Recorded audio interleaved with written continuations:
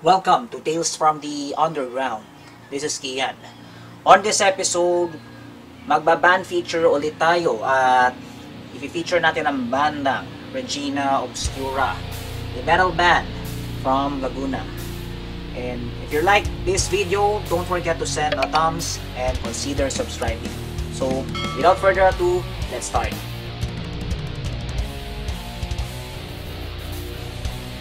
Regina Obscura is a metal band from Laguna. The band composed of Chloe Barameda on vocals, Max Conca on vocals/guitars, Dags Regente on guitars, Pachi Aparato on bass, and Mini Cristobal on drums. The band had played in the different gigs around Metro Manila and Laguna, and they had established their fan base with their song Inflicts Pain. So nakilala ko ang bandang Regina Obscura back in 2016 sa Merch X sa 4th anniversary. What caught in my attention on the band is that para silang arch enemy.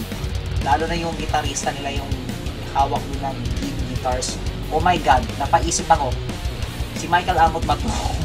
Ang nagigitara. Talagang, I mean, wow. Nag-caught talaga siya ng attention sa akin. And, ayun, gumawa pa ako ng further research about the band at gusto ko yung music nila. So, this time, isa-share ko yung kanilang kanta na entitled Inflicts Pain. I hope you like this song.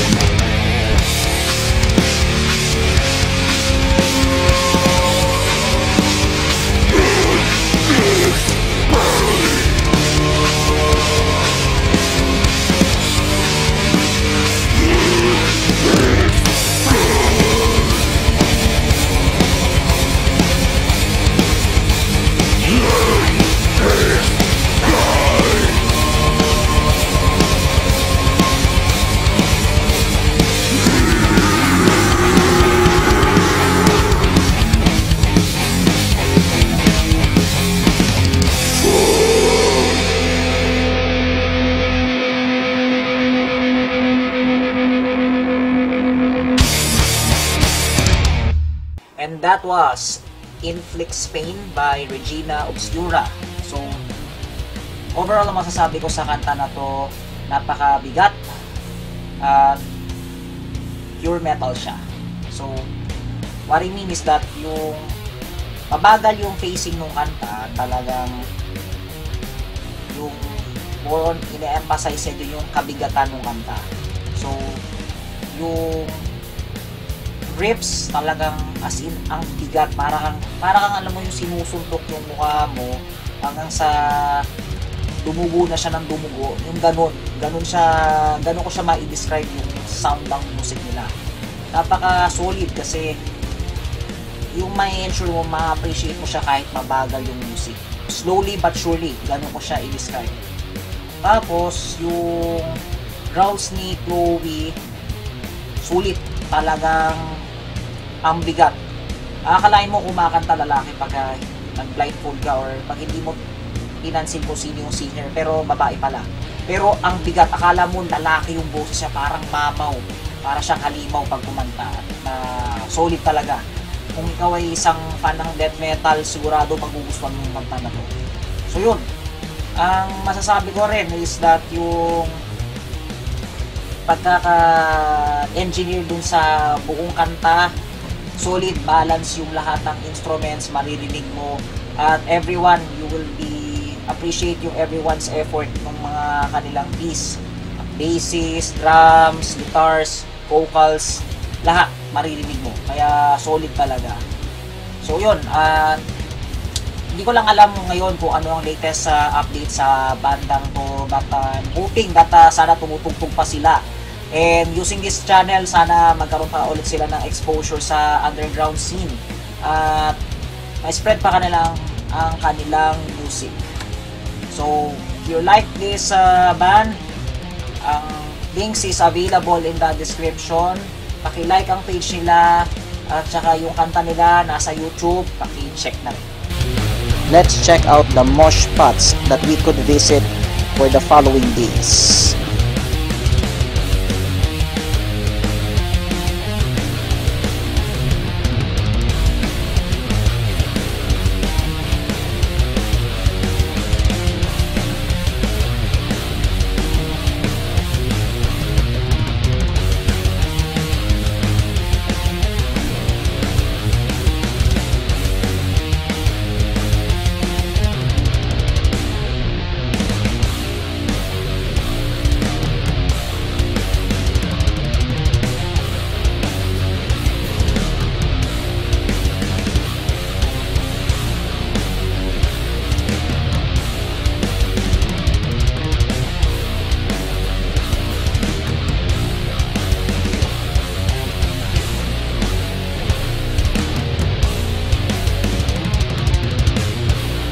Alright, so that was all for the video for today, and if you like this video, don't forget to send a thumbs and also consider subscribing. Magkita-kita tayo sa susunod na episode ng Tales from the Underground. This is Kian signing off. Rock on!